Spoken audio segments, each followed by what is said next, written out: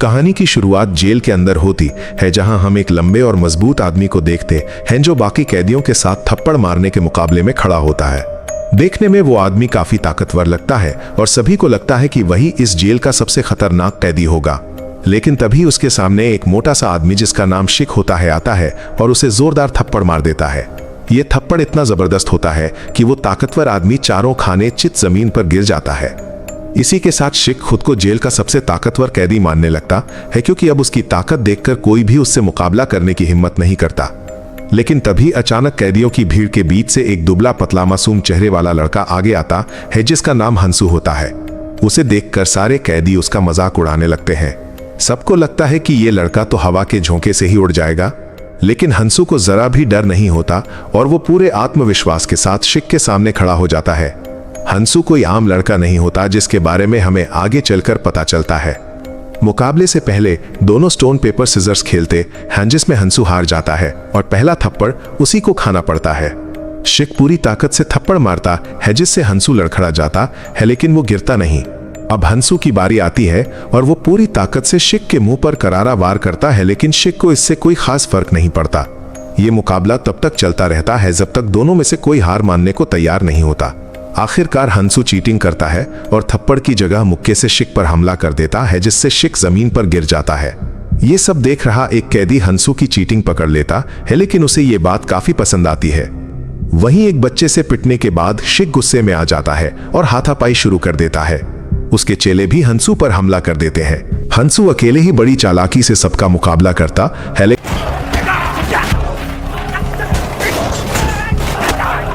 लेकिन तभी गार्ड आकर लड़ाई रुकवा देते हैं और हंसू को मारपीट के आरोप में काल कोठरी में डाल देते हैं। कुछ देर बाद एक कैदी जिसका नाम हान होता है हंसू के पास आता है और उसे समझाता है कि वो यहाँ नया है, इसलिए उसे पंगा नहीं लेना चाहिए था। वो बताता है कि शिक बेहद खतरनाक कैदी है और उससे बचकर रहना ही बेहतर है। इसके बाद हान वहां से चला जाता है। अगली सुबह हंसू को पता चलता है कि शिक और उसकी गैंग अब उससे दोबारा उलझने की कोशिश नहीं करेंगे, क्योंकि हान ने उन्हें चेतावनी दे दी है। हंसू पूछता है कि ये हान आखिर है कौन। तब उसे बताया जाता है कि हान इस जेल का लीडर है जो यहाँ नियम बनाता है। बाहर भी लोग उससे डरते हैं, क्योंकि वो एक बहुत बड़े माफिया गैंग का बॉस है। इस जेल में उसकी ताकत उसके नाम से नहीं बल्कि उन लड़ाइयों से आई है जिन्हें जेलर खुद करवाते हैं। हान आज तक एक भी मुकाबला नहीं हारा, इसलिए वो यहाँ राजा की तरह रहता है। कुछ महीनों बाद माहौल पूरी तरह बदल जाता है जब एक नया कैदी किम जेल में आता है। किम हान से भी ज्यादा खौफनाक होता है। उसके आते ही पूरे जेल में डर फैल जाता है। हान उससे मिलने जाता है और जेल के अंदर सिगरेट के कारोबार में साथ काम करने का ऑफर देता है। हान डर की वजह से नहीं बल्कि अपनी सजा पूरी होने के कारण और हालात को समझते हुए ऐसा करता है, लेकिन किम को इसमें कोई दिलचस्पी नहीं होती। उसी दौरान हान को पता चलता है कि उसके सबसे खास आदमी को जेलर ने बुरी तरह पीट दिया है। इसका मतलब साफ होता है कि अब जेलर किम के साथ मिल चुका है। जब हान इसका विरोध करता है तो जेलर उसे भी पिटवाकर काल कोठरी में डाल देता है। कुछ दिन बाद जब हान बाहर आता है तो उसकी हालत बहुत खराब होती है। तभी शिक जो कभी उससे डरता था उसे मारने की कोशिश करता है, लेकिन हंसू वक्त पर पहुंचकर हान की जान बचा लेता है। इसके बाद हान और हंसू के बीच रिश्ता मजबूत हो जाता है। हंसू जेलर के खिलाफ सबूत लेकर जाता है और उसे मजबूर कर देता है कि वो दोबारा हान की साइड ले। इस बीच किम और शिक को पकड़कर उनसे सच्चाई उगलवाई जाती है, जहां पता चलता है कि इन सब के पीछे मंचोल नाम का आदमी है जो असल में हान का ही बड़ा बॉस होता है। यहीं से कहानी में सबसे बड़ा मोड़ आता है जब खुलासा होता है कि हंसू असल में कोई कैदी नहीं बल्कि एक अंडरकवर ऑफिसर है। उसका मिशन हान से दोस्ती करना, उसका भरोसा जीतना और पूरे गैंग को खत्म करना होता है। उसकी चीफ इनसुक होती है जो एक बेरहम और मिशन फर्स्ट ऑफिसर है। इनसुक हंसू से वादा करती है कि अगर वो मिशन में कामयाब रहा तो उसकी बीमार मां के लिए किडनी डोनर का इंतजाम कर देगी।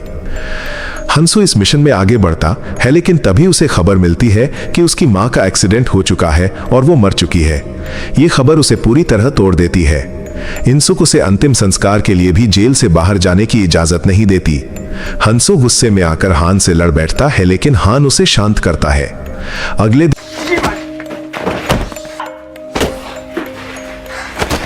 दिन हान की मदद से हंसू को एक दिन की रिहाई मिलती है और वो अपनी मां का अंतिम संस्कार करता है। जेल लौटने के बाद हंसू हान को अपनी सच्चाई बता देता है कि वो अंडरकवर एजेंट है। हान ये सब पहले से जानता होता है, फिर भी वो हंसू को मारता नहीं क्योंकि वो उसे ईमानदार इंसान मानता है। जेल से रिहा होने के बाद हंसू हान के साथ माफिया की दुनिया में उतर जाता है और मंचोल से भी मिलता है। धीरे धीरे वो अपराध की दुनिया में गहराई से फंसता चला जाता है। आखिरकार इनसुक हंसू को उसकी मां के एक्सीडेंट की वीडियो दिखाती है जिसमें हान शामिल होता है। ये देखकर हंसू टूट जाता है और फैसला करता है कि अब वो न पुलिस के लिए और न माफिया के लिए बल्कि इंसाफ के लिए लड़ेगा। वो हान को झूठ बोलकर जाल में फंसाता है। पुलिस रेड करती है, गोलियां चलती हैं और हालात बेकाबू हो जाते हैं। अंत में इनसुक हान को कुचल देती है, लेकिन हंसू इनसुक को गोली मार देता है क्योंकि वो भी उसकी मां की मौत की जिम्मेदार होती है। आखिरी पल में हंसू हान के पास बैठता है और कहता है कि उसकी दोस्ती भी एक झूठ थी, लेकिन वही उसकी जिंदगी की सबसे सच्ची चीज थी। इसके बाद वो हान की सांसें रोक देता है और उसकी मौत हो जाती है। कहानी यहीं खत्म होती है, जो हमें यह सिखाती है कि जिंदगी में जल्दी किसी पर भरोसा नहीं करना चाहिए, क्योंकि अक्सर वही इंसान हमारा भरोसा तोड़ता है जिस पर हम सबसे ज्यादा यकीन करते हैं।